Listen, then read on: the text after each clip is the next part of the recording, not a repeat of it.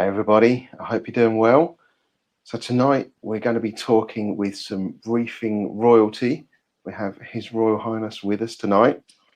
Just sorting a few bits out. We've got his personal tank there in the background. So yeah, we have with us the King of Coral. How you doing? Thank you very much, and welcome to the live stream, everybody. Let me make sure you all can see my tank. There we go. Yeah, that's nice. Cool. Good. So just before we came on the air, we were talking about the lights that you got in that tank, and that you're just in the process of changing them back. You had a bit of pink in them for the Halloween theme. That's right. Yeah, I just flicked over to the AI primes temporarily, and now going back over to the famous blade, and it'll be back hanging from the ceiling very soon. The blade glow. Okay. Not the grow.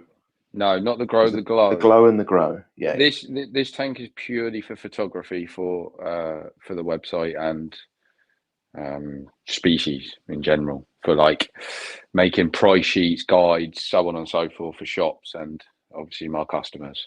So this tank in particular is obviously a home tank that I love and I keep, but I change it a lot. It's quite I'll explain it throughout. It's quite a robust tank. It goes through some changes all the time, not necessarily of how I keep it, but with the equipment that I use. Purely sometimes to test stuff out, or like I say, change the lighting around for different photography of corals and stuff.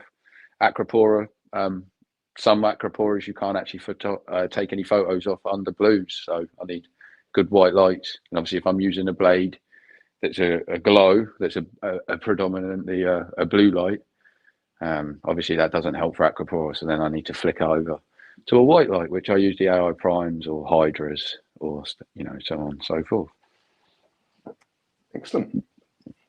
Okay, well, I'm going to get started with a few of the things I've been up to this week, and then we'll come over and speak to you as well. So I've just recorded a video. I think it's going to go live Friday, if I remember correctly. I've made my own DIY recirculating CO2 scrubber. So particularly for in the live streams, because I had closed the window, I'm sat in here, the door's closed to keep it nice and quiet. The level of CO2 creeps up and up and up, and I've noticed that has an impact on my pH. So I'm running the Reef's Elements H2P dosing on this, just to try and keep that pH stable. So me being in here breathing all day can sometimes have a detrimental effect. So I've fitted that scrubber. It was really cheap to make. I think with the media and all of the bits of equipment, I did 3D print a skimmer lid for my skimmer. It was like, I don't know, 40 quid. Nice. With the media, with 4 litres of media, so it worked out quite nicely. I hope you made plenty of videos on that. Yes, yeah. It took me about half an hour to make. It was really, really easy. So I recorded all of that, and yeah, like I say, I think that's coming out Friday night or Friday evening at 5 o'clock, something like that. Yeah, I also visited my local reef shop, Reef Exotics in Colchester. It was their birthday celebration weekend. This weekend just gone. So I went down there, did a bit of filming in the shop, met a few people. It was really nice. I bought a really nice trackie while I was there as well. So yeah, I bought a few bits and bobs from them. Released that video pretty quick, and then realised that I spent so much time recording, I forgot to actually pick up any copepods, which I was going to pick up. So I ended up back there on Sunday as well. Nice. But luckily, it's not very far from me. Nice, good store too. Good store. I do know the one. Yeah. When you say celebrating their anniversary, what was it? Was it 3, 4 years? I believe 8 years of being in business.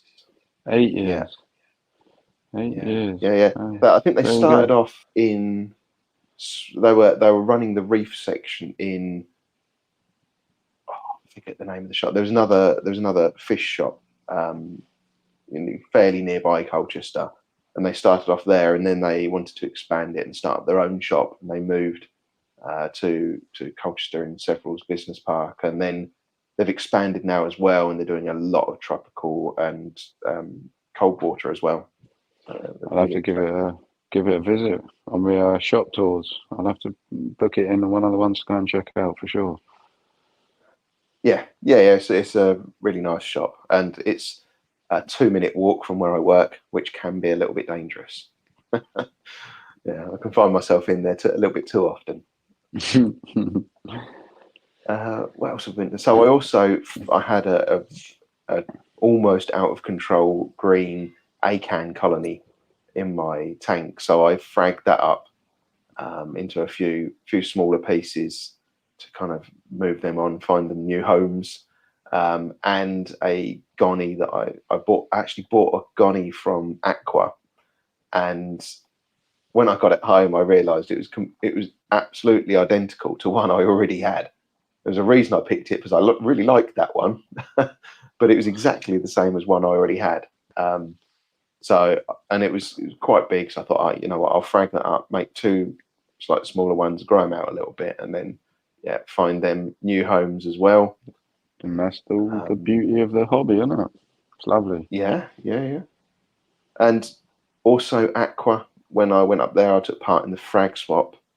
I got an orange mushroom from someone that I swapped, and when I got it home, I opened the pot, and the smell of dead coral, this like horrific, terrible smell.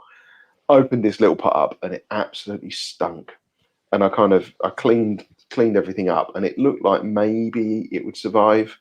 And I put it in my tank, and it just kind of melted away to almost nothing. And I threw it in my little mushroom basket. I don't know if you can quite see it, just in the top there, the blue. I've got a mushroom basket up there. I just threw it in that and forgot about it. And I noticed when I was going through the mushroom basket the other day, I found 3 little mushrooms growing. Interestingly, 2 of them are green and 1 of them is orange. So from that orange one that I dropped in there's 2 green ones appeared. Don't know where they've come from, but I've put them on frag plugs, and I'm hoping that they'll continue to grow, because when I could see the orange one, it looked really nice. So I'm hoping that will continue to grow out. Mushrooms are pretty solid, as long as you give it a bit of breathing space. Like keep it in that basket. Give it some TLC. Should come back in no time. It might take a little while to grow back out, but that's what I'm thinking. Maybe you got a jawbreaker on your hands. Maybe you got a little jawbreaker on your hands. That's why you've had a couple of greens come out from the orange. Yeah, could be. What else? The other thing I did actually was to preparing for the colder weather.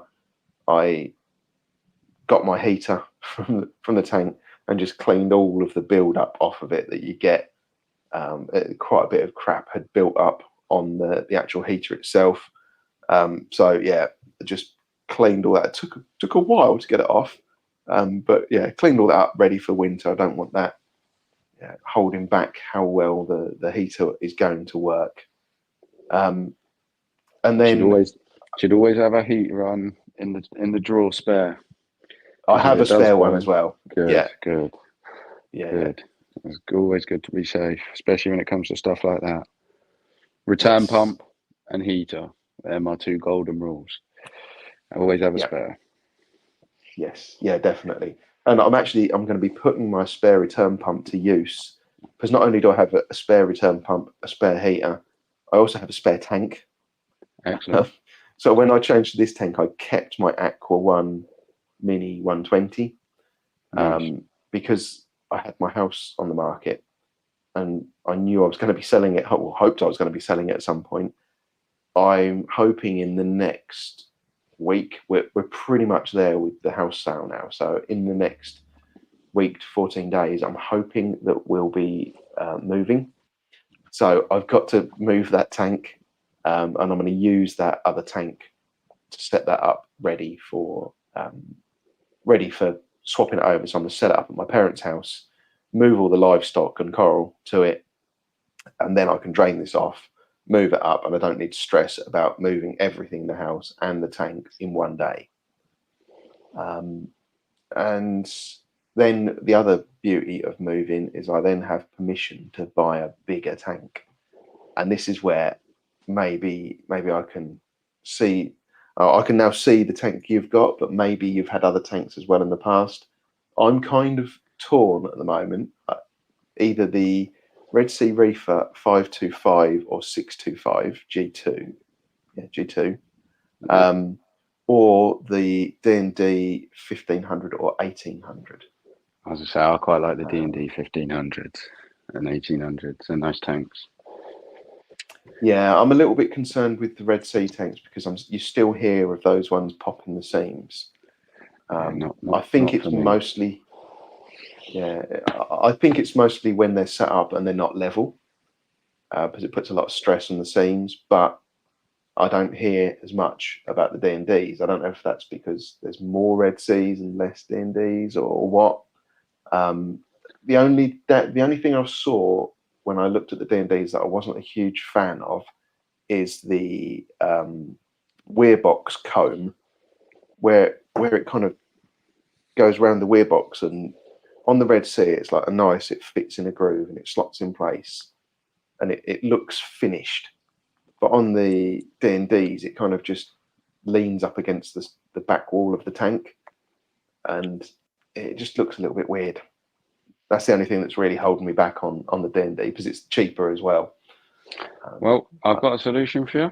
You can take my route, just go to Mick at MBM and get a custom tank, and that's a custom lowboy in the scene now. Custom tanks, I think, are the way forward nowadays, because you can get exactly what you want. If you go and speak to Mick at MBM, you tell him what you want, it will get you what you want. Yeah. Okay, that's interesting. And he's option. He's also extremely price competitive too. So that's one thing to take into account. If you kind of say to him, look, I'm looking at these tanks, these are my issues with them.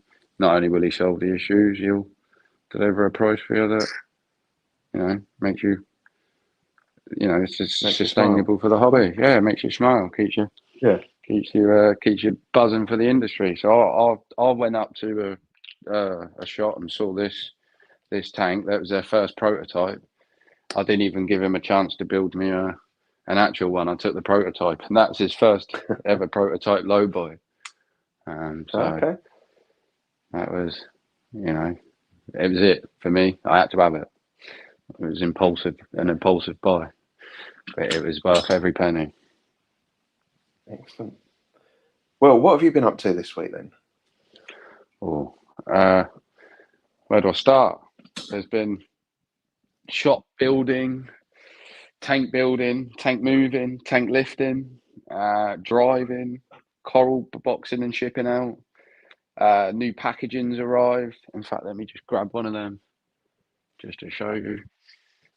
So for the 3D printed items, little stuff, we've had some smart, nice, colourful, small looking boxes turn up just to keep the postage down and keep everyone's items protected. So the 3D printers have been on. Like I say, tanks are being filled up, corals are being shipped out, new all the time, constant innovating. But I haven't got a million hours in the day, so I can only do what we can do with how many hours we have got in the day. Yeah, just taking things every day, ensuring that working. It's like building a house. There's always problems and it always delays and always extra expenditures, but you've got to plan for these things and keep plodding, keep getting there. In brief, the King of Coral Wales, the King of Coral Leeds, the King of Coral Birmingham, places like this are coming very soon, very fast, and it's like I say, every day work being done, corals going out the door. So a lot a lot, man. And what day are we on? We're on Wednesday. We're on Wednesday. So what I did do, as I said to you, I'll set myself aside an hour or two to join you for this live stream. So here we are Yeah, on a yeah, and Wednesday, it's mate. appreciated. Wednesday Yeah, morning. Yeah, man. Look forward to it. It's nice to have a change up. And I'm not really used to long yeah, form content. If anyone yeah, does know yeah. me or know of what I've been up to, it's constant short form content on TikTok that's slowly getting longer and longer and longer as it all builds up. So I yeah, it's can't nice to. imagine there's many people on TikTok that have a reef tank that haven't seen the King of Coral pop up. Probably at And least once when they're swiping through TikTok. here's a funny story for you. I was in a coral place the other day. I was stood there and I just randomly mentioned that, yeah, I'm currently working on my project, The King of Coral. And they were like, "Oh my God, that was you." The shock was, you know what? It was fun. It was, I didn't expect it. So it takes me off guard. So, yeah, like you say, which is appreciated, but it is all part of the strategy. It is all part of the plan. It is all part of how, as we get into this YouTube video, I'll explain more on why and what it's all about. So look, Yeah, appreciate the love and appreciate that even you see me everywhere, and I know that yeah, a lot of people have. I've even had messages like, "Man, get off my For You page." So it's been fun. It's been fun. TikTok's definitely not necessarily a revolutionary platform, but a hell of a lot more rewarding platform, should we say, than that of others in our industry for many years. I've found very fast. yeah. I think, no, I think revolutionary is probably a good description because it has completely changed the way we consume. Because I mean, I held off of TikTok for a while, and then I downloaded it, and you can lose hours, just hours. You sit down, start scrolling, before you realize it, 2 or 3 hours have gone past. It's not been like that with others, and you see YouTube tried to kind of follow suit with shorts, Mm, and Facebook have kind of got the same thing with some of their Facebook video as well. mm. So yeah, it's interesting. And Instagram, they've all got their Yeah, own versions of it. But once one really understands TikTok, um, like really does money has been spent to understand TikTok my end of the woods, which some people might laugh at, but I can you know show revenue to prove it was worth every penny, because TikTok has, in theory, I won't lie, changed my life in a way. It's yeah, I was always aware of what I can do. I just never knew where to do it, and TikTok has given me that. Not just TikTok, but my other skills in the industry with not just the corals and the livestock keeping, but when it comes to website development and just digital passion and dedication in general, that I'm applying now to the industry, um, is extremely fun and extremely disruptive and extremely rewarding. So I'm actually very grateful for it, and I think it's an amazing platform, and a lot more people should be, if they're watching this stream or they watch this stream in the future, I hope they take from this, get on TikTok. Not only will you be plastered by the King of Coral, you probably will go down an avenue now by being plastered by many people like the Welsh reefer, the Scottish reefer, the Yorkshire reefer. They're just a yeah, handful of people that are amazing on there. Then you've got yourself, you've got people like Broke Reefer, you've got people like, gosh, customers of mine like Brownie and Styler. These two guys that are fun, amazing guys that I've met thanks to platforms like TikTok. And I don't think I would have met them on Instagram or Facebook because of how swamped it is, or how it operates. It operates a lot different to TikTok. So that's why I think, I'm glad you support it, and I'm hoping your hobby is a lot more fun and a lot more rewarding and educationally speaking, giving you a lot more to your yeah. hobby. Um, And that's what's good about it. I know you can do these on these other platforms, but once you actually understand TikTok, you know you can actually gain from it rather than look at it like just another one of them platforms that, you know, to the phone, another app to the phone. But it's actually, I've pretty much come away from Facebook and Instagram. It doesn't, if anyone knows anything about marketing, they'll understand that we're out of the paid advertisement sort of way of things. There's shops out there spending hundreds and thousands of pounds a month on the advertising, but you don't have to do that anymore by your content creation and your sort of direction with what you want to do with your business, your company, or your hobby. And TikTok offers that, I think, in a lot more rewarding way. YouTube too. Yeah. Just in YouTube's just a very much. I find YouTube more like a documentary basis. You can watch YouTube at any time, whereas TikTok's always going onwards. Like there'll be a video I made a month ago that's all of a sudden bouncing back up and people are watching it, or it's forgotten about and everyone's watching the new stuff. You know, YouTube. I feel like you can go back and forth with it. You wait for the new stuff. But I don't feel like on YouTube I get that craving for new stuff as much as I do on TikTok. On YouTube, so just take for example, I watch golf videos. I don't feel like I'm getting enough. Whereas on the TikTok, I get more. I get more like from it. I see more, you know, and I can see new stuff more often. That's why I think I like the short form content. But I won't ramble on about it anymore. We've got a few TikTokers in the audience with us, so let's just go through and see who we've got. We've got Norfolk Reefer here. Hi, Matt. Norfolk. Doing well. Hello, Norfolk. We've got UKM here. We've got Rob, pelagic swimmer. I just saw your latest video from the coral spawning series today, and I think your pipefish might already have eggs from the little shot that I saw. Who else? We've got Gus. Gus Explores. There's Gus. Was that Rob from the Coral Centre? That's Rob. No, Rob, pelagic swimmer.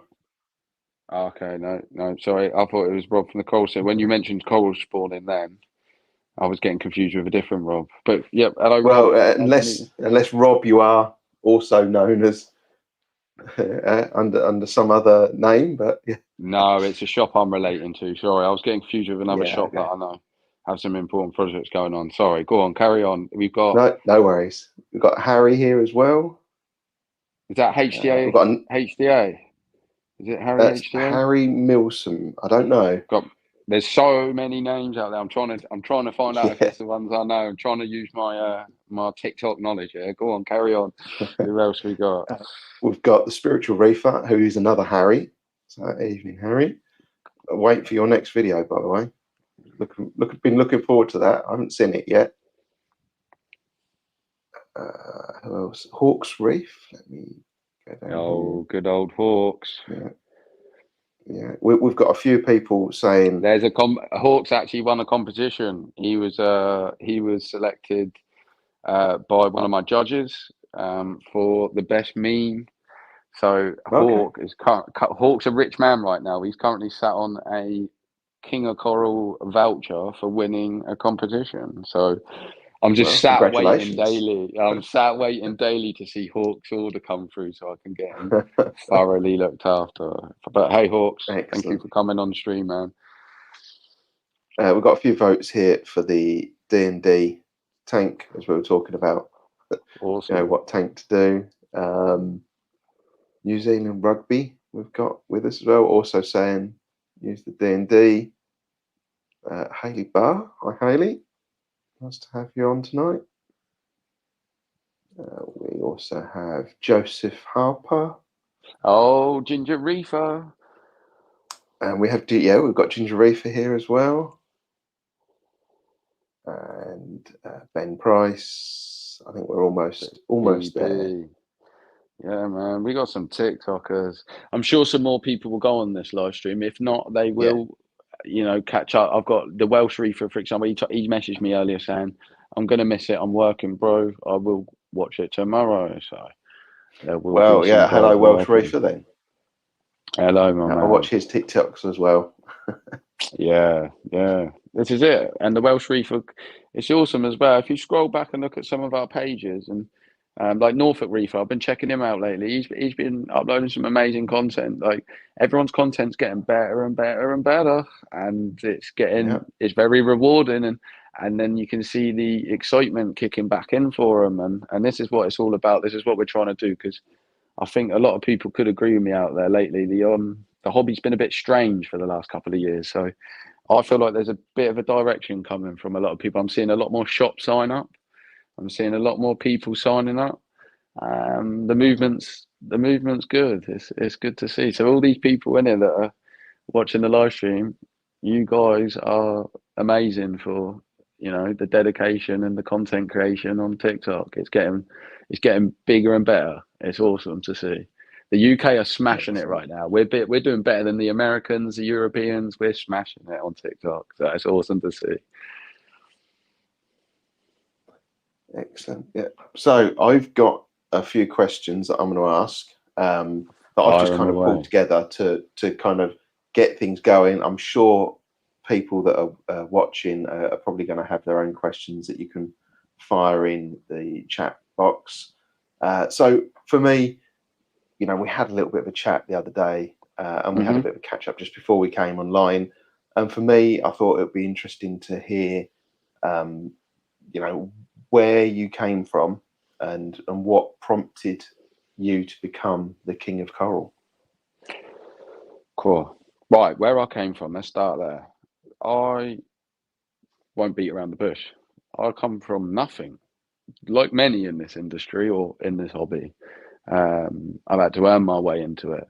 So when I was around 5, 6 years old, my nan, naturally, she taught me goldfish and ponds. So from a very young age, I sort of had a bit of an exposure, should we say, to the aquatic industry and the world of it. My nan used to take. I can remember now. My nan lives in London, so I can remember being taken up to. Christ, it was a place called Ruxley. I don't know if anyone knows it, and it was this little village, and there was this tiny little what was a fruit florist and aquatic fish shop in one. It was like a 3-in-1. My nan used to take me up there all the time, and we used to get our fish food, and we bought our goldfish, and kept that to the age of Christ 12, 13. Obviously, as I grew up older, I wanted more. So then I got into my first sort of tropical fish tank, and I had that for years. And naturally, I just wanted more. So when I was about 15, I can remember doing my GCSEs and being at school and just buying my first like it was a Christmas gift. I sort of asked for a 30-litre Aqua One nano tank or whatever, and it sat dry for about 18 months while I read every single day. Back in this is 2000, about 2010. So that was 14 years ago now. I just remember reading and going on YouTube, and it was very basic back then. There wasn't much social media. There wasn't any groups. There wasn't any, my local shop was a tiny little shop in a place called Cal Plain called South Coast Exotics. It doesn't even exist now. Some people were watching this video might remember it. It was one half reptiles, one half marines, but it was literally the size of like the smallest bedroom in my house. It was tiny, right? So it was a different era then, and I used to get on the bus, and I could just remember getting on the bus and going there, and with my research asking for 50 litres of pre-mixed salt, live rock, bacteria, what else is it, like some other bits. I already had the lights and the equipment at this point because it come with a tank, and I built my first marine tank when I was 14, 15, maybe, yeah, 15 years old, definitely, going on 16, so I was in my GCSEs. And by the age of 17, I was then somehow upgraded to a 60-litre, 70-litre, whatever it was, tank, selling coral on eBay. Now, eBay was the revolution back then for coral selling for me online. I can remember the days now. There was a few of us. There was even a guy called the Coral Kings back then on eBay, right? So this is like, gosh, 2012, I'd say, by this point. Yeah, 2012. Yeah, I was 17, 18, and I was selling on eBay. And was using my local Maidenhead Aquatics and for water, for supplies, you name it. Obviously, buying corals from them that they used to import in large sizes back then, like Australian. Gosh, what would it be? It'd be like you could get for like massive colonies of Duncans, and I would frag them all up Yeah. and sell them on eBay as a young kid, just for a little hobby earner on the side, and it paid quite well. And I actually saw on the tank one day at Maidenhead picking up my stuff a job opportunity going. So I shouted the chap that I always got my stuff on. I said, "Oh, there's a job going there." You know, being young, buzzing, and he said, "Yeah, yeah, mate, you should apply." I went home and I remember getting on the bus, putting my barrels on the bus. Right, I didn't drive then. You know, I was young. I got on the bus and I got home and I wrote up a CV, which, in all honesty, didn't get me the job. I wrote up a covering letter, and I explained what I did, what I do, what I love, what other work I'm already in, you name it, bloody blah. And I handed it in, and I literally got a call back an hour later, and he said, "Can you come back in right now and have a chat?" So roll back 2 minutes. I literally got the bus there, dropped my covering letter and CV off, got the bus home, then got the bloody phone call, got back on the bus, went back there, said, "Yeah, I'd love to do it. It'd be amazing." And went back home. This was on a Thursday. I started on the Monday. And all I can remember is I started that job. I've never looked back. I worked for 4 years there. I worked my way up to management. I cherished it like my baby. I think those guys, you know, at Maidenhead, and if anyone in the Maidenhead upper management level can remember it, they know how much I loved it, and we did very, very well. And then an opportunity came along to join another company, which you guys will know of, and build a company called World Fauna.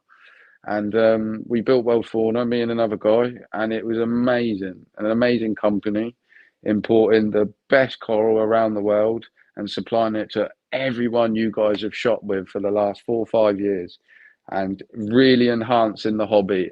Without a shadow of a doubt, anyone that really does know this industry knows that World Fauna was a powerhouse, was a superior, amazing company that has done, you know, extremely well. And I'm now on a bit of a different path where, as that company's developed, we did really well. World Fauna, we done well. I just grew to a point where I've noticed a bit of a decline in the hobby in the last sort of 2 years. And I would say in the retail side of things, a lot of people aren't very good with their social media. A lot of people aren't very good with their websites. A lot of people aren't very good with having the time to do these things. It's not that they're not necessarily good at it. Sometimes they just don't have the time. So I found that would the King of Coral become a project within World Fauna, and I found that very quickly how, you know, disruptive and how impactful it is. Go back on what you said, you know, how it, you know, it spread around social media so fast. Everyone knows who the King of Coral is, and I realized that I could do this for other companies in the aquatic industry that are struggling, or not necessarily struggling,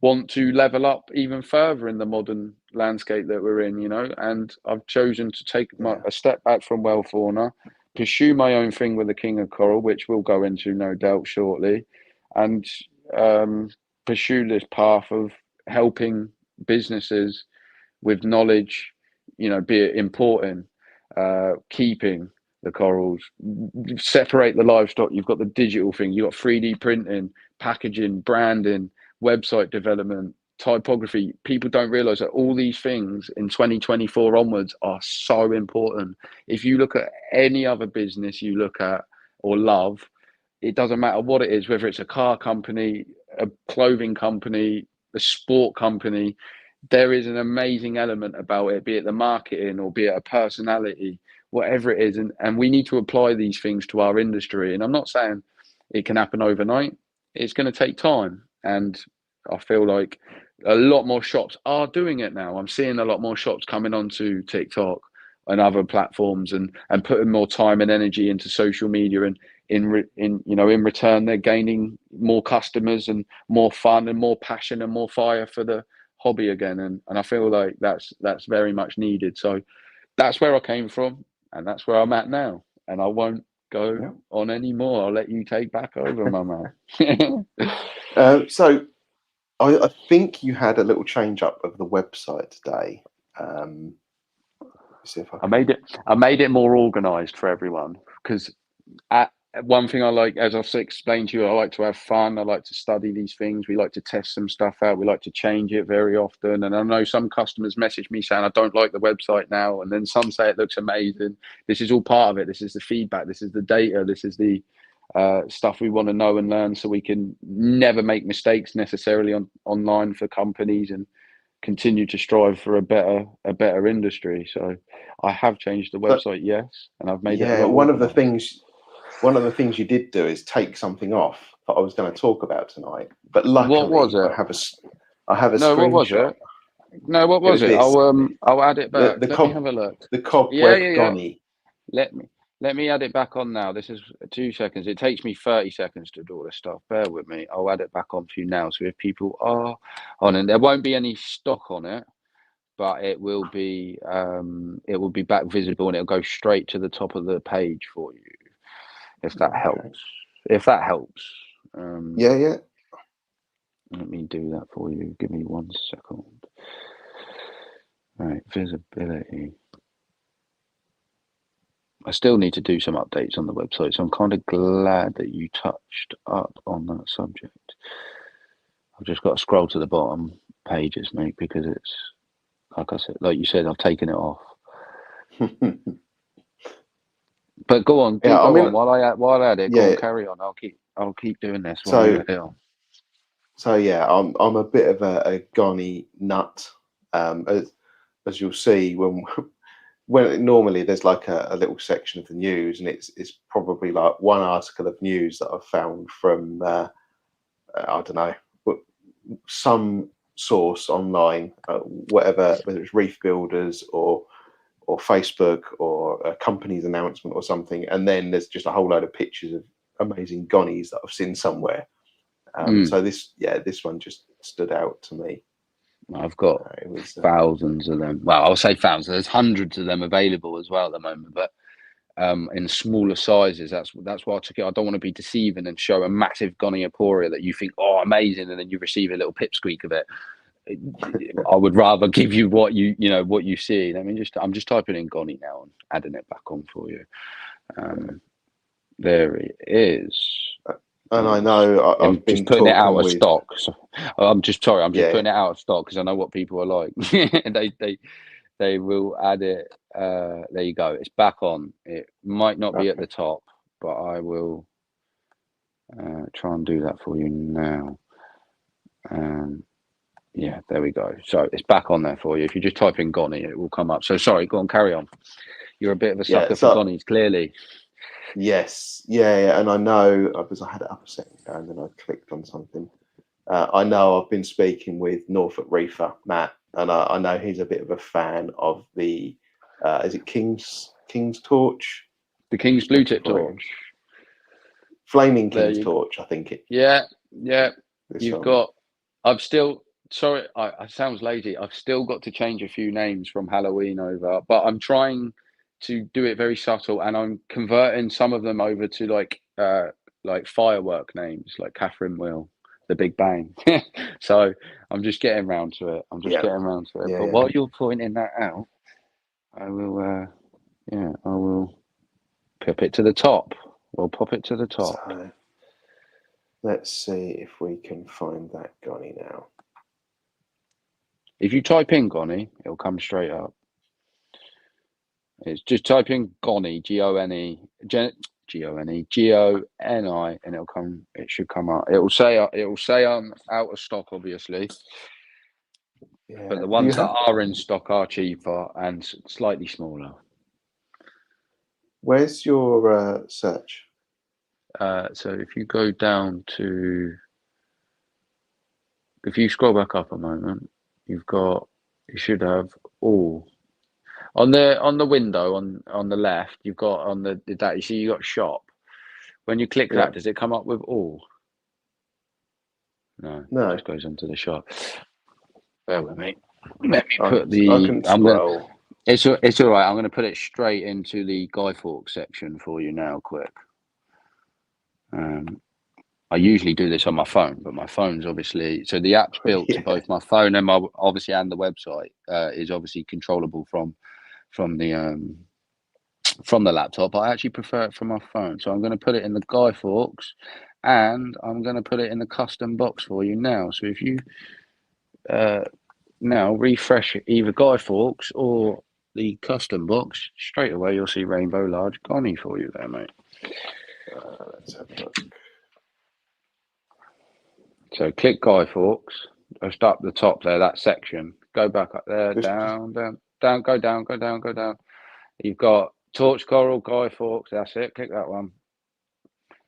And it'll just take you through to a little. So there you go. There you go. Yeah.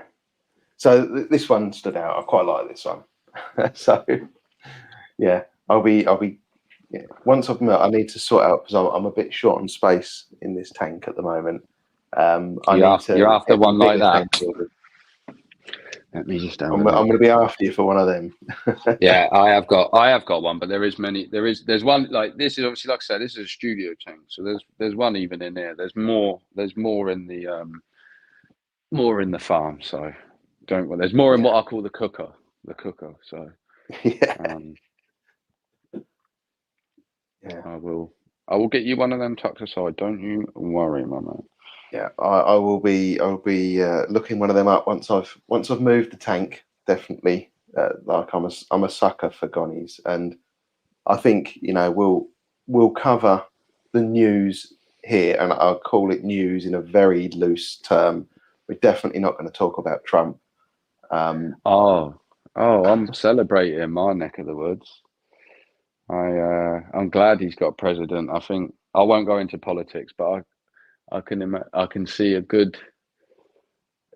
Let's just say one thing, guys. Your corals, your fish, your products all come at some way, down, shape or form down the line in the US dollar. The more the US dollar is healthy for the pound, obviously in the future, once things are more established economically speaking, we should have a much more affordable, sustainable hobby. That is where I stand on it. So, Al, you're probably thinking, how am I crossing over coral and politics? Well, every single coral and fish that comes into the country comes through the US dollar. So, it is important. And if you look closely at your, if you've got a mandarin, it quite often pulls that face that Trump does with his lips. Yeah, notice that similarity. That's actually a good. Someone needs to make a meme on that ASAP. Yeah, I think I might have already done it. I can't remember where I shared it. Good. Get another one made up on TikTok ASAP, East Coast. I didn't share it on TikTok. I'll get it on TikTok. So this was another thing that stood out to me, and I know some of the live streams have talked about this already. This is from Signature Frags, and it was a frag he was growing, and it's like got the most insane colour on it. Very nice. That frag sold for 750 quid. It's properly insane. I mean, it is, but for the right collector, that can go to a very, very valuable home. I've paid thousands for corals before, and it's made me thousands. And I'm not like going to brag about it, but some corals are worth their investment, as people know in this industry. Let's take another coral, for example. Years ago, jelly bean. Everyone loved jelly bean. That coral's made the hobby, a very healthy economy at times in the industry. That's made shops do very well, and customers have been very happy. So these corals sometimes that are one of a kind are worth every penny that they are up for, because the chances of getting them again are slim, or cultivating them again are slim, or to actually allow that to go into the hands of someone that's going to potentially change the price on it in the future. It holds its value. So I'm an advocate for certain corals going for certain prices, because they are worth it. And if anyone, this is like Pokemon, except a lot more affordable now. If you look at it, if you want to look at it like that, there's Pokemon cards out there worth way more than any coral on planet Earth. So that's how I look at it. Can you now. imagine But getting it, putting it in your tank, and it's stripping though? I can, yeah. It's happened to me before. Yeah. Not with an Ouch. acropora, but with other corals. It's all part and parcel of it. I've been through it all. I've had. Here's one. Then I've lost thousands upon thousands of pounds worth of corals, torch corals in particular, from having tanks full of them and pathogenic diseases wiping them out within a space of 1 to 3 days. However, now I've learnt from that, and that's why I'm probably known for one of the best torch keepers in the industry, because I can import thousands upon thousands of torches, land thousands upon thousands of torches, treat, keep, and lose less than 1% of a shipment's worth of those torches, and provide them to the hobby. And that's key, because you won't have these corals if we don't learn how to bring them in the mass load and sustainably provide them to the hobby, so that we have a hobby. I have lost thousands of pounds, but it's all trial and error and learning. So yeah, you look at it, yeah, it's a bummer. Okay, it's an expensive lesson learned, but this is the business and the hobby that we're in. We're dealing with plants / livestock, you know. So it's one of them. But it's an amazing looking coral, that, and whoever the owner is, make sure they bloody well look after it. If not, sell it. If not, sell it to me. Then, a gonny. Said I like gonnies. Sorry, I don't know if that came through on the live stream. That was quite loud. But yeah, so there's just these look quite. You see some. Hey, they're amazeballs gonnies, aren't they? I haven't got a clue. They look like amazeballs to me. Names. They look like amazeball gonnies to me, because they've got the there orange. You go. On that subject, we've got Norfolk Reefer asking question for the king. Can you get amazeball gonnies? Yes, of course we can. Of course we can. Now, one thing I will say actually is some stuff doesn't actually reach the website due to its demand. I had a message, you might be watching the stream, a guy called Chris. He was asking for a purple monster. He's joined the queue of about 7 people that want a purple monster mushroom. I do have purple monster mushrooms. We do sell purple monster mushrooms, but there's a queue for them, and the price holds because it's got the demand and the queue for them. So some corals never reach the website. So I'm glad that you're asking them questions. Yes, we can get amazeball gonnies. I will add you to the list. I know who you are, Norfolk. And the other thing is, we're making it extremely sustainable too. You won't be paying 600-700 quid for frags or whatever it is now. It'll be X amount of money that's extremely market competitive. Yeah. And then, spoiler alert, is another gonny. This one, nothing particularly amazing here, but I love the way that they're now grafting two together. And getting such great contrast. And this is the thing with development of the products we use, Reefs, Elements, Triton, the list goes on, right? Red Sea, you name it, D&D. These products lead to the opportunity for corals like this, new corals, new strains, coral spawning projects, so on and so forth. We have the opportunity to have an amazing hobby, given that we approach it in the right way. And it's awesome to see stuff like that, you know, people trying out 2 types of corals, grafting them together. Some of the strains of corals that we actually have in our hobby now have come from this kind of experiment, so it's amazing. That looks so lovely as well, and that's amazing. Half glitter, half red glitter almost, or orange glitter? I think they're both glitter. They're just 2 different colours. That's it. That's really nice. I would say that's an Asian-based coral, that some sort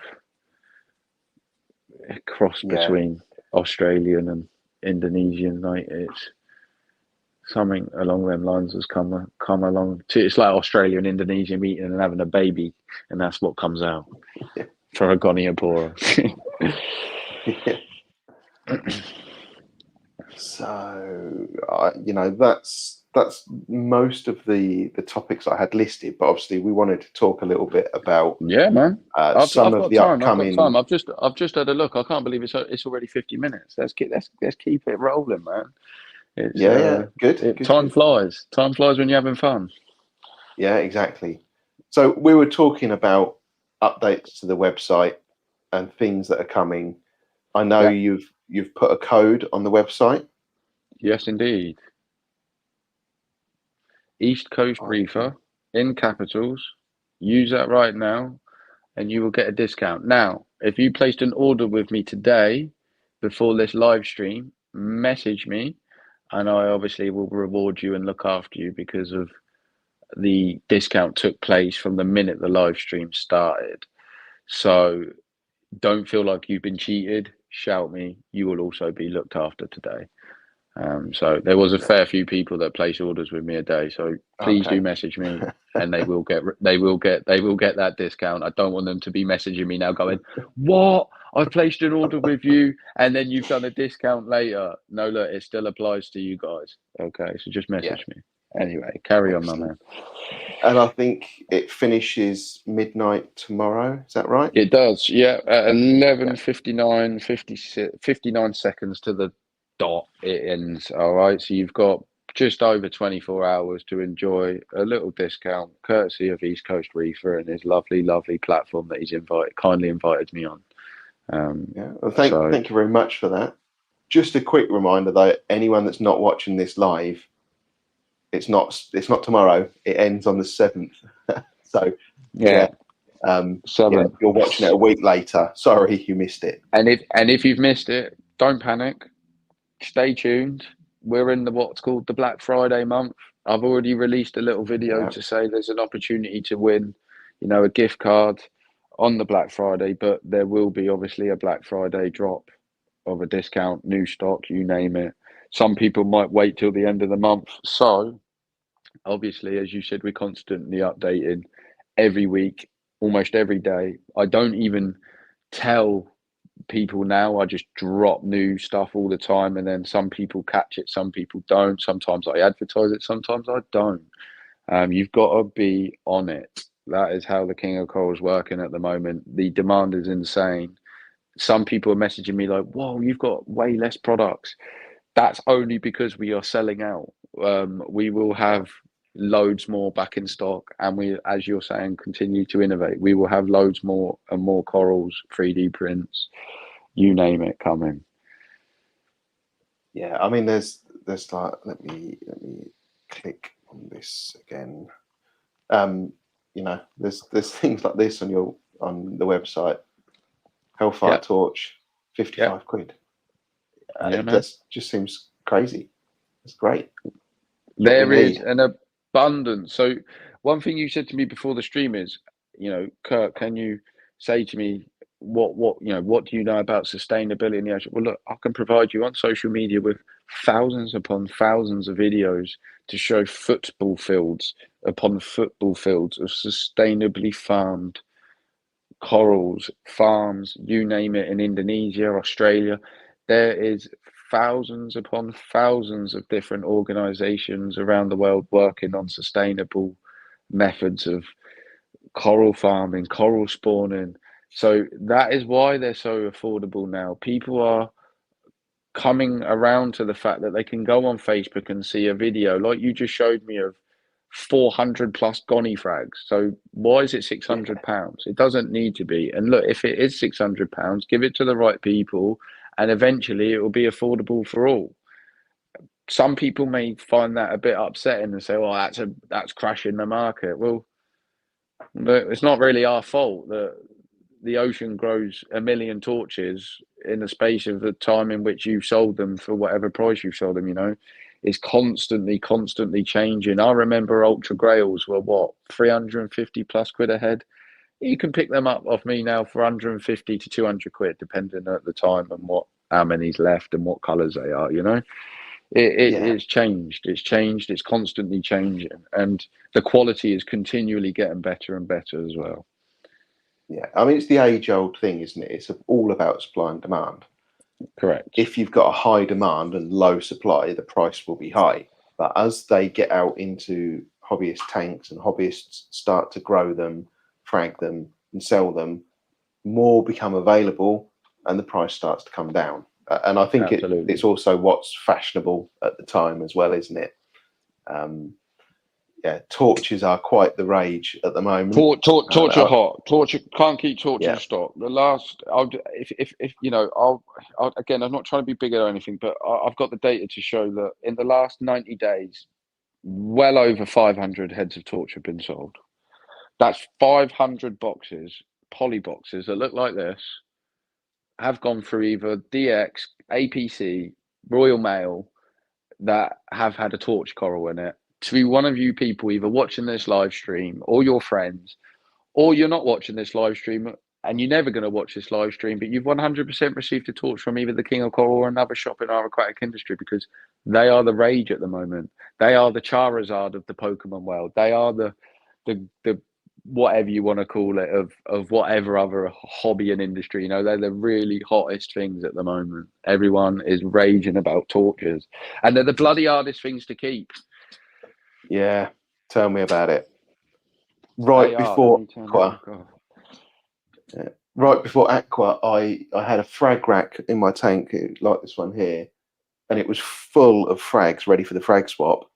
And I went to move it, and it had so much weight on it, it fell off. It landed on a double head of torch, killed it. Yeah, wiped it out. That's it. Done. Yeah. One thing that I'll touch base back on, pathogenic bacteria. That's something that really, really does give the hobby something that we probably don't even talk about. Pathogenic bacteria is something that's really common in the reason why our torches are struggling. There are treatments and guides out there that I know people. There's one called the KFC dip. I know loads of people rant and rave about it.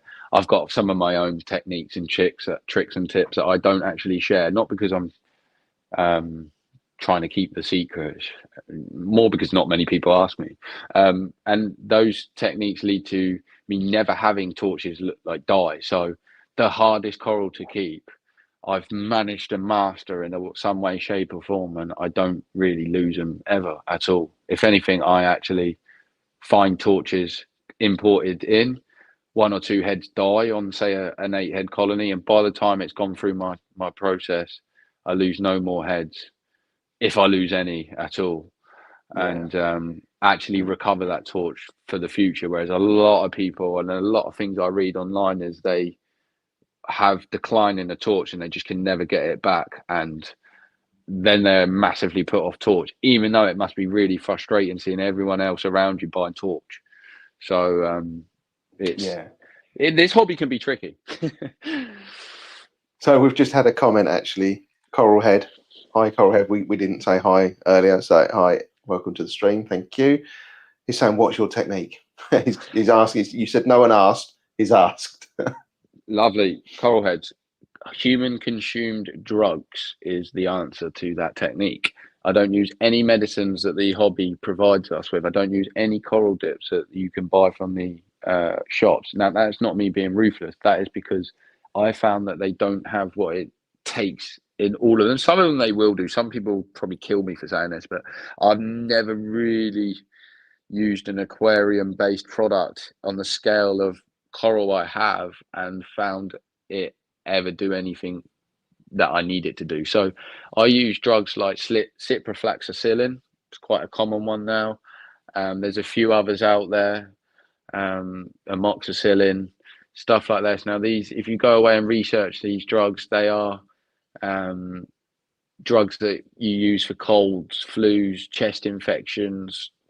I think one of them, this might make people laugh, I think one of the drugs I use is actually for thrush. So okay, so it's probably coming as a bit of a shock, but what that thrush tablet does for me, it stops over £10,000 worth of torch corals dying. You know, and people might laugh at it, but that is the difference. So there's multiple methods to what I'm talking about too. So you can bath your corals in a, say, let's get a tub from B&Q, and I put 5 to 10 jugs worth of water from my tank into this tub. I'll break up 1 or 2 tablets, I'll swish it around, I'll let it dissolve into the water, and then I'll take the corals out and I'll actually bath them in the tub for 5 hours or 24 hours with a pump and a heater running, and then I'll put them back. Or I'll actually dose them directly to the systems, which I do not advise whatsoever if you have a reef tank like you have behind you, East Coast Reefer. Yeah. If you have a tank like so, do not be willy-nilly handling drugs and chucking it in your tank unless your tank is built for it. So, for example, this is a studio tank. However, it's built in a way where I can dose the tablets, the drugs that I'm talking about, and ensure that these corals, even from a studio basis, just to take pictures of, are able to, you know, have that. To have that there for me is important, so that I can make sure that my corals are always at the maximum health. There's a guy I know just touch bases on it quick, called Coral Mafia, or Cookie Corals on Instagram. He's a top lad. Look at his tank, it is full of torches. That dude literally runs 24/7 medicine on the tank. He doesn't really keep much fish. He doesn't really keep many other corals. He literally keeps 90% of it torch corals, and he doses the drugs to his tank every day, or every couple of days, should we say. And he keeps more torch than anyone I know in any size fish tank. He can have a 30-litre fish tank or a 150-litre fish tank. He'll keep more torch than anyone I know, even at some points more than myself. It is very, very, very much important to know that if you're investing hundreds, if not thousands of pounds into torch corals, you're aware of how to pathogenically treat and look after them. Because if you don't, you will run into what we know as brown jelly disease or polyp bailout and stuff like this. And you'll go on, say, a forum and read a million different things on how to sort it out. Well, look, that's my technique, and I will say no more on it. I hope that helped. Okay, I'm just going to turn off my Nero because it's a bit too close to the top and it keeps sucking in water. So yeah, there you go. I've just done that. So I have a couple. Yeah, I've got a Nero 5. I'm going to try and get another one. Get on the other side as well. Just over there, Nero 3, if you can see it. Yeah. On this tank. Yeah. So I've got a couple of questions. I see a couple of questions in the chat, I think. So if you've got any questions, get them in the chat.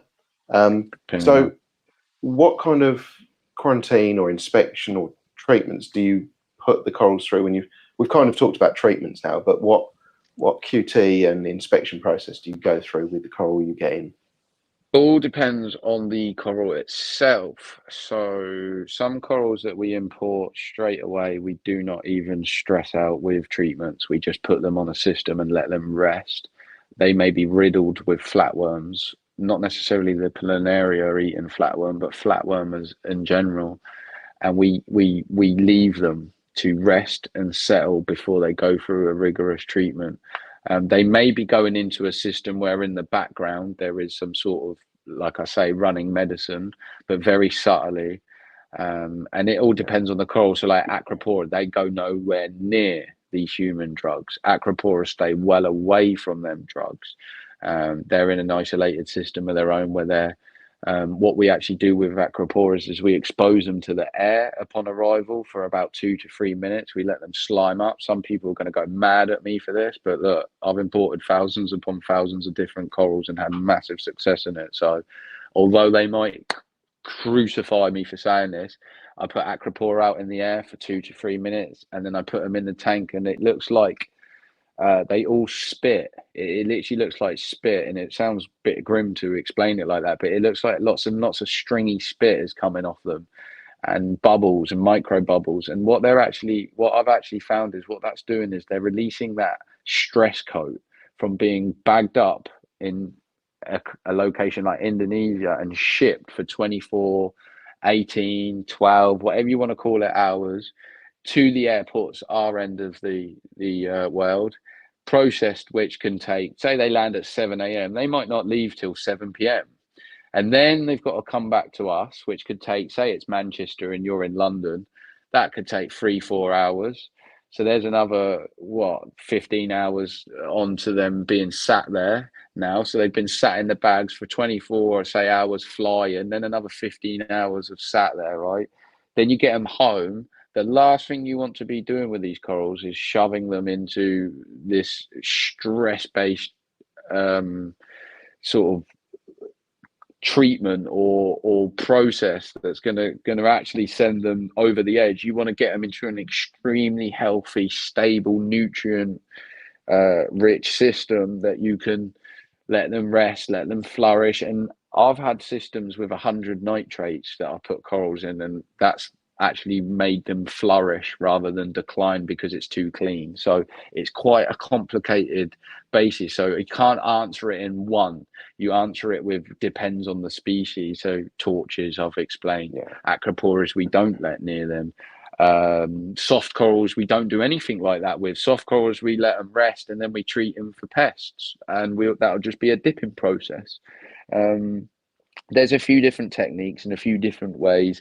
Again, it does depend on how many hours you can, actually do. Because if you have to drive to your airport to collect those corals, drive back, then unload those corals, and you've got 30 plus boxes, that means you're doing a 12 to 18 hour shift on your own or with another mate. And you've got to dip all them corals, treat all them corals, put all them corals in the right place, make sure those corals are absolutely safe. Because there's one golden rule: when you import or if you buy corals from someone, you absolutely make sure from the start to the finish it's done properly. So it's a grueling process. A lot of people don't actually realize behind the scenes how much work is involved. And when they do see how much work's involved, I'm sure they don't, I'm afraid, appreciate sometimes why shops or why people charge what they charge, because they think that's a robbery. But actually, if you go away and do the fuel, the plastic, the time, you name it, you add it up. I will say one thing: an importer can't bring in these corals without spending probably 25 plus £1,000 each time.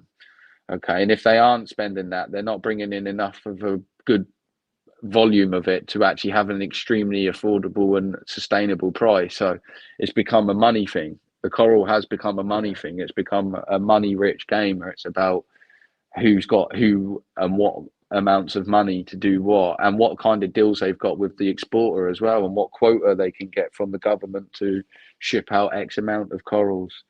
And supply then demand, like you said earlier on, it's supply and bloody demand. Yeah. So there's a question from me, and I see also we've got it from Matt, Norfolk Reefer. What areas do you import from? Indonesia, massively. Is the Bali and Indonesia are, well, they're the same thing, but they are the creme de la creme, should we say. They're the main one. They're the one where every hammer, torch, goni, zoa, mushroom, not all of it, but most of it. I would say 75 to 85% of the corals we see in the shops nowadays are coming from Indonesia.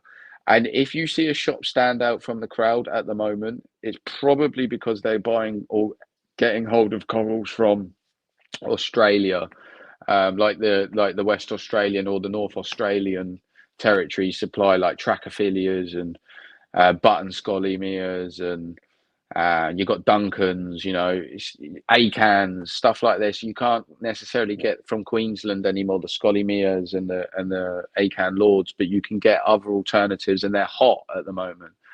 You've got Vietnam. We get soft corals from Vietnam. Zoanthids like dragon eyes, eagle eyes, or whatever you want to call them. Green goblins or kryptonites, we call them. Jawbreakers, they all come from Vietnam. You've got rock flowers that come from the Caribbean. So Miami as well exports rock flower anemones and Florida recordias. And then you've got Boston that supplies clownfish, Boston Reef. They supply cultured in laboratory bred clownfish. So you've got all different places around the world that you can export and import from. and we use Indonesia for a lot of it, Australia for some of it, Vietnam for some of it. There's a few different places, but we're always looking as well for that next best thing. We've just had Fiji open up, so there's a lot going on out there in Fiji at the moment. You're going to start to see a lot of Fiji stuff come through. People are constantly working on the Solomon Islands, Tonga. It's getting better, and in some areas it's getting harder. So yeah, they're the countries mainly. I hope that gives you a good wide sort of geography of the world and what we can get and where we can get it from. Yeah, we've got another one here from Norfolk Reefer. What are you dosing and why? I am dosing. Let me turn my light back on. I am dosing for this tank. KH/pH stabilizer. This takes care of my KH and pH. It's made in aquatics by Arca, so that might come as a shock to a lot of people. I use this stuff. It takes care of my KH and pH. I keep my pH 8.6 to 8.4. This takes care of that. Okay, I keep my KH between 9 and 10. This takes care of that. Water changes are the main things I do on this tank because it takes care of 90% of it all: strontium, iodine, trace elements, macro and micro elements, you name it. I also dose this, if you can see it, another Maidenhead product. It's called the Microbe Lift Vitaminos and Acids. Now, and I will say this, praises to Maidenhead on this. They exclusively get this product from a company called Arca. I have visited them in Germany. They are German. I've been to their facilities in which they supply, and I've been to some German shops when I was traveling Europe and saw some insane tanks, corals, and tropical planted tanks. And those tanks were all powered by Arca. And with my days at Maidenhead, I was obviously exposed to and using Arca products, and it's flawless. So this tank is a combination of Arca and Seachem.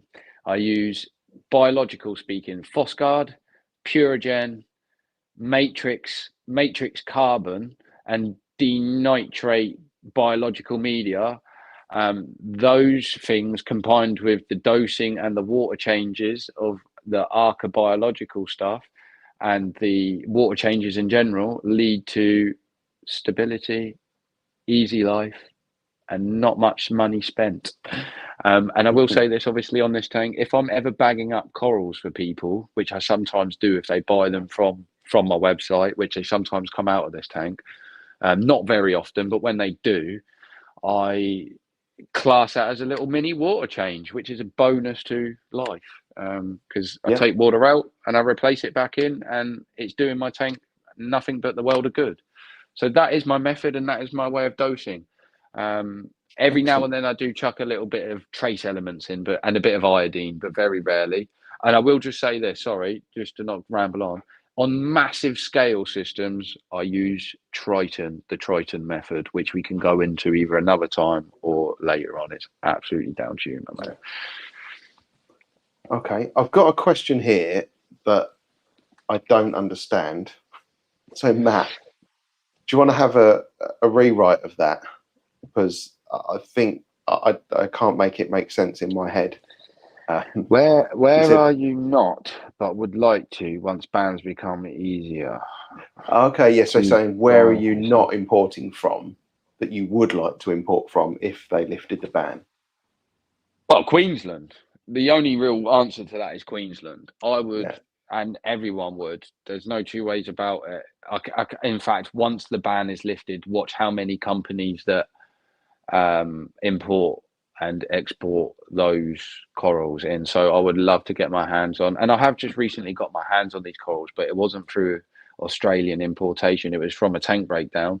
I recently sold, I'm not going to say, exact prices, but for good premium money because of what they cost me to get hold of them from this tank breakdown, a bunch of Scolimias and Trachyphilias.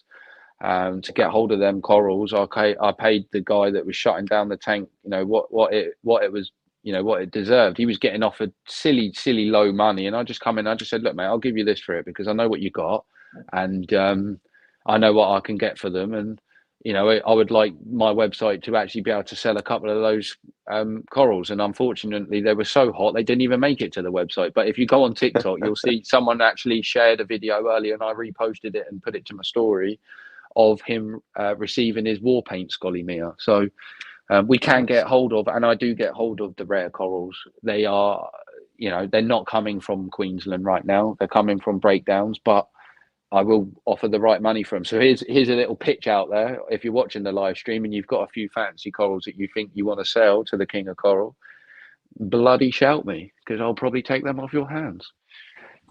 Excellent. So we've got a light-hearted question in here as well. Another one from Matt. Thanks, Matt. Why do you not show your face? He's asking. So I can and I will. Why do I not show my face?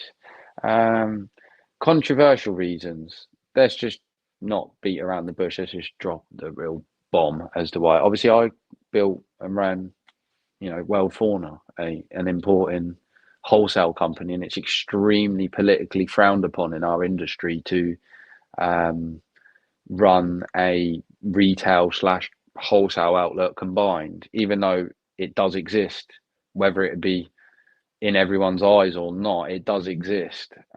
Just the way I go about life with my marketing and the business, the brand, etc. I haven't revealed my face yet. I will reveal my face. I just haven't necessarily got around to doing it properly and comfortably, should we say. I've been on a bit of a journey that hasn't necessarily allowed me to share my face. However, now I'm free to do whatever I want in life, and that is what I'm doing. And I can promise you all now, you will, if you haven't already, see or will see my face very soon. I do have some awesome stuff coming that requires you actually seeing my face. And I will add on that, anyone that places an order, the next 5 orders, I'm going to turn up at your house and hand it to you, and you will meet the king. So, you are going to see my face soon. It's not necessarily always intentional. I'm getting round to doing it. I am having fun not showing my face, because a lot of people have promoted me further and further and further by going, who is the king? Why haven't we seen his face? And I'm enjoying that. I'll be honest with you guys now, I'm enjoying that. But for anyone that does actually know my face or does know who I am, they do know that I'm not afraid to show my face, and I'm not afraid to speak. I'm having fun, and that is one thing that you probably have all felt with the King of Coral. The King of Coral is pure fun. We're about having fun. This is a hobby. This is a nicety, not a necessity. This hobby is not like your mobile phone or milk and bread in the kitchen, what you need. That's a necessity. This hobby is a nicety, and I will never forget that, and I will never forget where I came from. And I've from day one always wanted to do good for the industry and for the hobby and for the people of the hobby. And I will reveal my face, and I will put a face to the brand very soon. I apologize for not, but I'm having fun. So it's not that you've recently been to Turkey for your teeth to be done, or hair implants or anything. No, I'm a handsome young chap. And you know what? I look forward to revealing my face. You can scroll on my TikTok and gather in some videos and thingy roughly who or what I look like. Throughout school, I was called a monkey, or should I say, a Planet of the Ape looking bloke. So everyone used to say I look like a monkey, and I tell you what, everyone keeps saying my son really looks like me, which I think deep down they're saying he looks a little bit like a little monkey. So that might give a few little hints as to what I look like or who I am. But I think if you watch this video back, there is a reflection of him in the tank. There you go. Look, you can see me, and I will. It is dark. Let me bring the camera back. I will come into the light now because my tank is going off. I will come in and I will have a look at the camera. Look. I will do a bit of a face Oh, there we drop for go. everyone. Exclusive. Exclusive, just for East Coast Reefer. It wasn't like I was trying to avoid you all. There you go. Can you see me, East Coast Reefer, or not? No. Oh, you can't see me at all. What if I come into life No. and there's nothing to be seen? That's a shame. Nothing at all. No. That's a shame. Sorry, everyone. But you can see that I'm here, look, and I'm not trying to hide. I just tried to show you my face, but You need to put on like a completely different, old, like a robot voice, and it'd be like Crime Stoppers, well, like do the you know anonymous what? person. Do you know what, mate? I've if you go on some of my comments, a lot of people keep saying I sound like oh, what's his name? The guy off of Peaky Blinders. The actor's called Tom Hardy. Alfie Solomons. A lot of people keep saying I sound like a. I've had a few comments on my video saying I could be a Tom Hardy impersonator or a. I've got that voice about me. I originate from London. I grew up in London, and then I moved to the South Coast. So I've got that cross between London and the South Coast in me, and I've got a very monotone, Yeah. deep voice. So I do apologise for that, everyone. But I do like an AI voice, as you know, on my videos. I do like an AI voice, Yeah. and I do like to do a Yeah. voiceover now. I just don't like to drop my Okay. face, but I will start to improve on that Right. one for you all. So I've got another kind of more light-hearted one then. Hit me. If and this is a bit of a weird question because it's completely within your power, but if you were making a pack of a 5-pack of coral that you Yeah, were going to sell, yeah. if you were selling it to yourself, if you were buying your dream 5-pack, what 5 coral would it have? My 5 favorite corals, yeah. Mushroom, 100%. It'd have to be either a jawbreaker or a bounce mushroom. They're my 2 Okay. favorite corals in the world. Okay, so definitely one of them. Secondly, torch. They're the hot, trendiest, loveliest corals in the industry at the moment. There's so many variants, so many colors, so many sizes, so many shapes. So torch, definitely. So there's my first 2. Number 3, I'm going to go for a bit of nostalgia here. I'm going to pick a. I'm going to actually show it. I'm going to pick my favorite soft coral in the world, which is a. It's over the back. That's annoying. Hang on. Let me turn the flow off. Sorry, everyone. Let me turn the flow off so I can actually show you this. Because do you know the Australian Aussie Signalaria? It's a neon green. Let me just do this. Can you see? It's just tucked down the back of that rock. So it's going to sleep. Can you see that finger coral? Those two. There's 2 in there. Yes. Yeah. Yeah. Now, a lot of people are probably thinking, what the hell? It's just a green finger coral. But no, this one in particular is from Australia. I imported it years ago when I worked at Maidenhead Aquatics, and it came in on a what's called a Cairns shipment, which is a Queensland shipment, and it's the most neon green, but it doesn't grow quite like it grows very long and stretchy. It doesn't grow like thick and dense. It grows very long, stretchy. So it's like a weeping willow kind of tree. And I've got a few. I called it through Halloween. I think I called it the Halloween tree of death or something. The ginger reefer actually has got one of my recent frags of it, and he was like, "Mate, this is insane." Because it is. It's so that's my third coral, and it's the Aussie Signalaria. It's actually called an Aussie Green Signalaria coral. So that's number 3. Number 4, I'm going to go for something like a.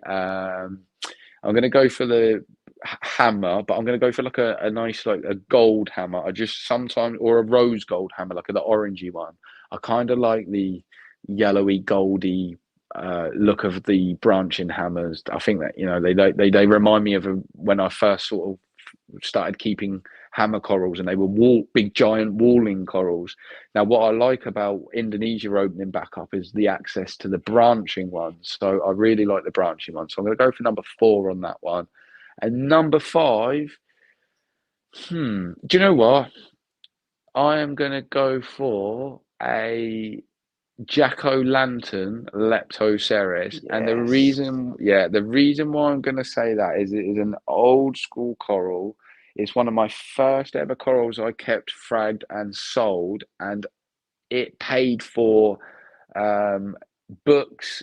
Like when I went to college, I needed books and stuff to study, and my jack-o'-lantern army paid for my education year at college. So I'm going to go number 5, jack-o'-lantern, because it was an old school, beautiful, very nice named, very nice and striking to look at coral. And I've always got a piece. Always, I actually don't really sell it very often. There you go. I've got 2 jack-o'-lanterns over there. I frag and grow it all the time. I don't really sell it often. I normally keep it and just photograph it, and on the odd occasion someone orders a jack-o'-lantern. And if you don't own a jack-o'-lantern, bloody buy one. All right, I'm just going to tell you now, bloody buy one. Absolutely. All right, you're a fool for not, and that's not me being rude. It is an old school, beautiful coral that you need to have in your tank. That's my Yeah, 5. I had someone come to buy a coral out of my tank, and I think it was a mushroom that he came to buy, and he was absolutely adamant he was just going to buy that one coral. And I said to him, "That's totally fine. I'm totally fine with that. I don't care who you buy it from. Absolutely get yourself a jack-o'-lantern, because they are amazing and they look really good when the lights start to go more blue." And I sent him a picture of mine that night, and he came back the following day and bought one of my jack-o'-lanterns. There you go. And I bet he saw it and thought, I need it, and that's how it is. Yes, yeah. So I think if I was building a 5-pack, it would definitely have to have a couple of really colourful either Gonis or Alveopora. Definitely to start with. Yeah. Do you know what? I should have thrown a Goni or Alvi in there, mate. But the reason why I didn't is because some people really struggle to keep them. So I tried to make that pack a little bit like beginner/medium friendly then. But yeah, you're right. If I could throw a Goni in there, mate, I bloody well would. But they're enough pain to keep sometimes. Yes. Yeah, I think with mine, they took a while to come out. But once they did, once they were happy, everything was brilliant. You know, it was really, really good. I would also try and get a Pectinia, probably a Space Invader Pectinia in there. The only thing I warn about that is make sure it's got space, because they're an alpha stingy coral. Make sure you keep it well away from everything. Cool, you're going the expert level. You are, East Coast Reefer. Yeah. I like it. I like it. A really chunky Aussie style torch. I really like those ones that got really fat. Look like I can't remember what the noodles are called. The really fat noodles you can get. You know, those. The 24K Aussie 24K torch, the Aussie version. Yeah, the ones that are like really fat noodles. Yeah, I know the ones. I know the exact ones you mean. I'll be honest with you, I never had great success with them. Maybe that's because I didn't get the opportunity. When I started to do the torch protocol that I do, Australia started to shut down the Queensland. Therefore, I didn't really get many opportunities to actually have a good crack at getting the Australian torches stable and growing in my possession. So I'll be straight with you guys now. I don't actually own many of them that you're talking about. I know the exact ones you mean. Yeah, okay. I don't have a lot of them to hand. I want to get hold of them again if there's anyone out there with them. Yeah. I mean, I just like the fat, chunky look to them. And I think my last one of the pack, as you, jack-o'-lantern. Absolutely, you can't have a tank without a jack-o'-lantern in. Well, did it shock you that I threw that one in there at the end? Was you expecting something else? I wasn't expecting it. Yeah, I was expecting something else. You would. No, I had to throw some nostalgia in there, mate, and a bit of old school in there, because I do actually come from an old school upbringing in this industry. As much as I'm trying to modernise it and work with companies and helping them modernise their look or their visual or their even their social media, whatever. I'm a big fan of. There's no school like the old school, and jack-o'-lantern is the biggest old school coral out there. Yeah. We've got another question. Shout me. What's the hardest coral you've kept? Right, apart from torch coral, I would say it's the Speciosa or the jaw dropper Acropora. Speciosa, probably. Uh, Based on research and where we've sourced the Speciosa from in the past, it is kept in extremely dirty conditions. Now, typically, we keep Acropora in what? Extremely clean conditions, right? Yeah, So the yeah, yeah. minute you cross this Speciosa and this jaw dropper species over to from import over to a clean system, it will die.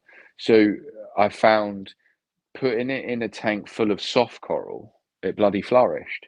Put it in a tank full of Okay.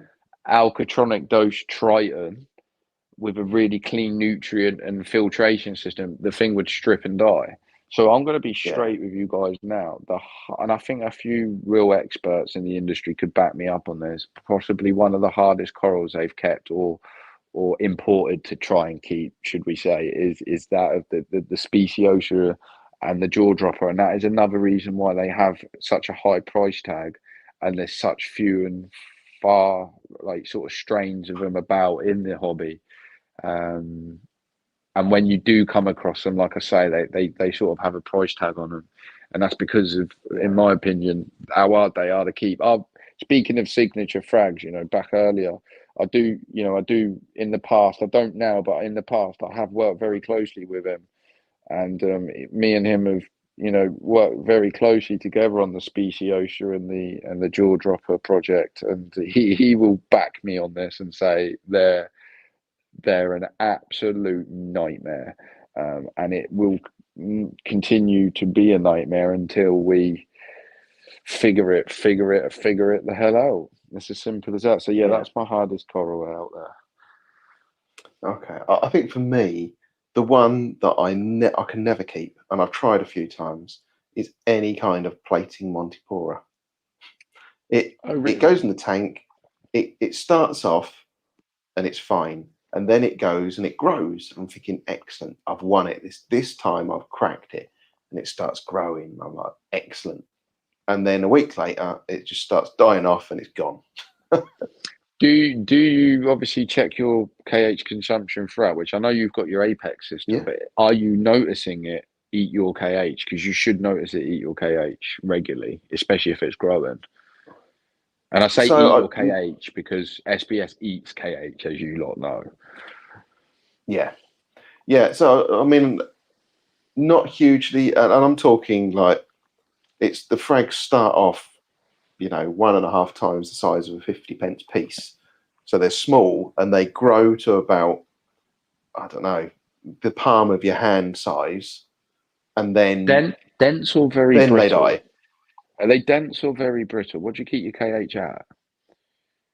It's typically like 8.5 to 9.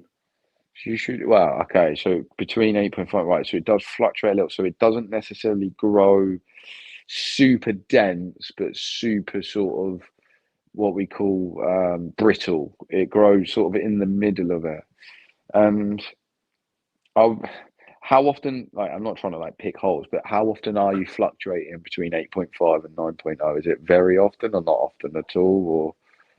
Or I would just say that's like the peak and trough throughout a day. and If that's because I from, is was that from dosing or from a water change that it would creep up that much, or just it would go up again through dosing calquasa normally. yeah, yeah. So it does have a little. Not saying that's what's wiping it out, but it's interesting to Yeah, know how people are growing or what they're doing. Because, like I say, one of the things I've said tonight is sometimes I struggle with goniopora. I'm not going to lie, yeah, I do actually sometimes really struggle with gonies. Not based on the importing side of it. Like I don't struggle to import them, land them, treat them, and ship them out. I don't have issues like this. When I frag them, and then there's like, say you make 1,000 frags, I'd predict for say 10% loss. So 100 frags, maybe less, 50 to 100 frags, I'd be worried about. I might not lose that many, but I would, in my head, based on how long I've been doing this and how long I've been fragging and how long I've imported for, that specific species makes me a little bit wary. Yeah. So yeah, mine's a Goniopora. I struggle with Goni. You seem to struggle with plating Monty, which some people in this chat are probably Yeah. thinking, "What the hell? I can't stop growing the Yeah. stuff." Um, Yeah. I think there's always that one that kicks your ass. yeah, There'll be for one sure. coral that just for some reason you can't do. And for me, it's plating Monty, which is bizarre. I see we've got Tom from the Reefers Network in with us as well now. Hi, Tom. Yes, to Briefers Network. Uh, I briefly chatted with Christian a couple of days ago, and he said he's a part of the Reefers Network. So, Tom, hello. I've only just discovered the Reefers Network or heard of it. So, do you know much about it? And if you do, East Coast Reefers, fill me in. so, yeah, you're gonna call me out here. I don't know a huge amount about it, but it was like when the Friday night live stream that Fish Palace and the guys were doing kind of tapered off. Tom came in with this Reefers Network, which is kind of shared through a few people, Yeah, bringing in different people from the industry.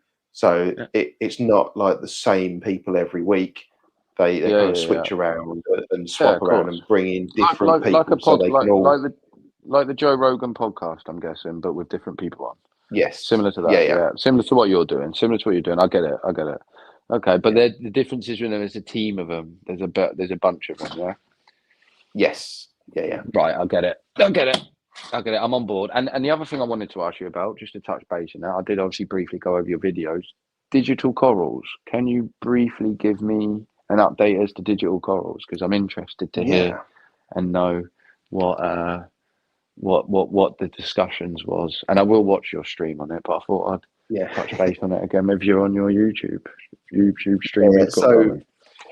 the TLDR version is that it's NFTs.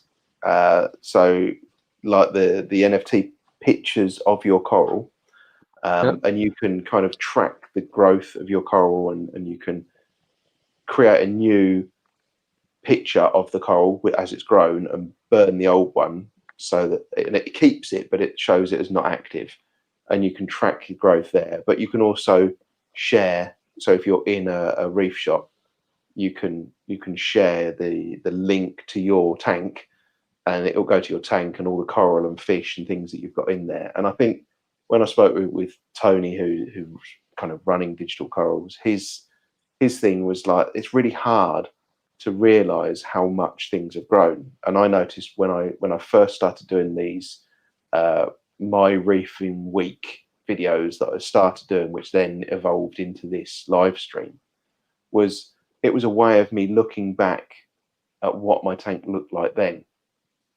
And it was really interesting because I've got a one spot fox face in this tank Mm-hmm. somewhere, and I think he's gone to sleep. But yeah, I I thought he'd got a bit bigger. I thought he was maybe like 1.5 times bigger than he was when I first got it. No, it's at least twice the size. It's much, much bigger. And I didn't realize how much bigger until I watched an old video back. And that Yeah. was what he was trying to set out with this. So you can take a picture, and And then go back in and a year's relate. time, you can take another picture. And when you Mm-hmm. take another picture of the same thing, it kind of burns the old one and puts it black and white in your wallet. And you can look at the new one, but you can still view it in color if you dig in. It's Yeah, just yeah, on I the get it. overall view, it's black and white. So, yeah, it's a really interesting idea.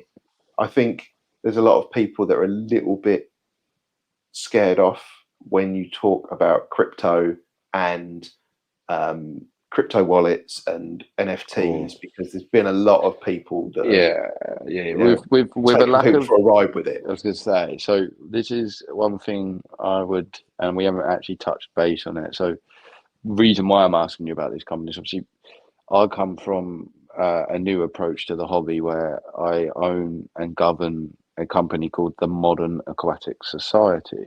Now, the Modern Aquatic Society is as simple as it sounds.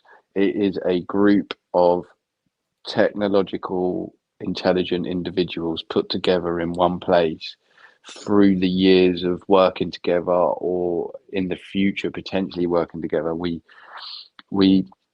offer a very diverse set of skills. So you've got typographists, you've got cryptographists, which are people that are not necessarily into crypto, but they work for companies in protecting their online data, say, yeah. So those people bring excellent coding skills and excellent software skills to the table. So we have typographers, like I say, the crypto guys, like not necessarily crypto like currency, and then you've got obviously web development, you've got content creation, you've got all sorts of 3D printing, you've got branding, logos, you name it, right? Graphic design. You've got all these different aspects of data analysis. I always struggle with this word, data analytics, or whatever you want to call it, right? You've got people that analyze data and study data, and it leads to results, marketing strategies, you name it, right? The modern aquatic society has all of that in one place, based on companies we network with and companies we either own or do as a hobby on the side. So, for example, the 3D printing. Some people 3D print on the side, like you said earlier. You 3D print.